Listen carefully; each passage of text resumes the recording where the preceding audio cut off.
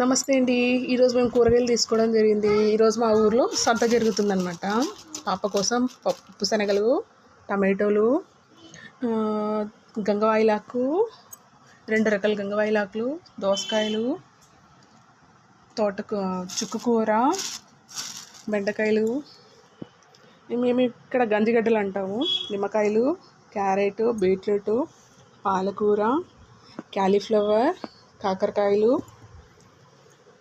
మట్టికాయలు, వీటిని కొన్ని ప్రాంతాల్లో చోలకాయలు అంటారు, సొరకాయలు, రాములక్కాయలు, నాటు టమాటోలు, చిన్న టమాటోలు, నాటు టమాటోలు.